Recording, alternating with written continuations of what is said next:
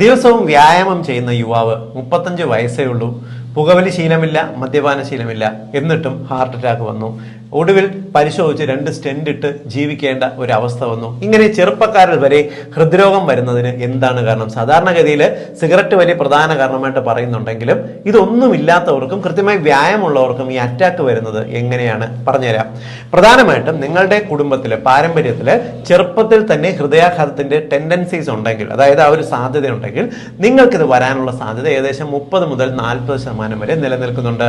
അതോടൊപ്പം തന്നെ നിങ്ങൾ വ്യായാമം ചെയ്യുന്നുണ്ടെങ്കിലും അമിതമായിട്ട് ടെൻഷൻ ഉള്ള ജോലിയാണ്, പ്രത്യേകിച്ച് ഒരു മനസമാധാനവുമില്ല, ഓവറായിട്ടുള്ള സ്ട്രെസ് വീട്ടിലുണ്ട്, അല്ലെങ്കിൽ നിങ്ങൾക്ക് ഒട്ടും ഉറക്കം കിട്ടാത്ത ഒരു സാഹചര്യമുണ്ട്, ഈ ഒരു അവസ്ഥയുണ്ടെങ്കിൽ ഒരുപക്ഷെ രക്തക്കുഴലിനകത്ത് ബ്ലോക്ക് ടെൻഡൻസി അവിടെ നിലനിൽക്കുന്നുണ്ട്.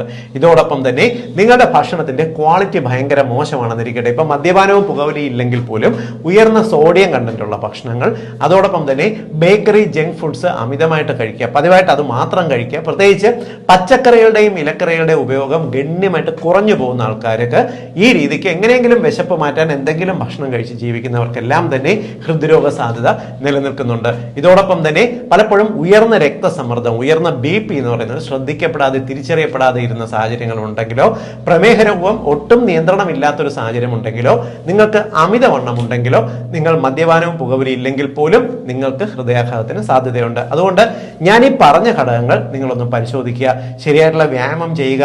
പുകവലി എന്ന് പറയുന്നത് ഏറ്റവും മാരകമായിട്ടുള്ള ഒരു ദുശീലമായതുകൊണ്ട് തന്നെ അത് ഹൃദയാഘാതത്തിലേക്കും ഈവൻ കുടൽ ക്യാൻസറിലേക്കും വരും എത്തിക്കുന്നത് കൊണ്ട് പൂർണ്ണമായിട്ടും പുകവലി ശീലം ഒഴിവാക്കി ഹാപ്പി ആയിട്ട് ജീവിക്കുക. ടെൻഷൻ ഉള്ളത് കൊണ്ട് നിങ്ങൾ ഒരു കാര്യവും ജീവിതത്തിൽ നേടില്ല എന്നുള്ളത് തിരിച്ചറിഞ്ഞ് ടെൻഷൻ മാറ്റി ജീവിക്കാനായിട്ട് നോക്കുക. നമുക്ക് ഹൃദയാഘാതത്തിനെ ചെറുക്കാം.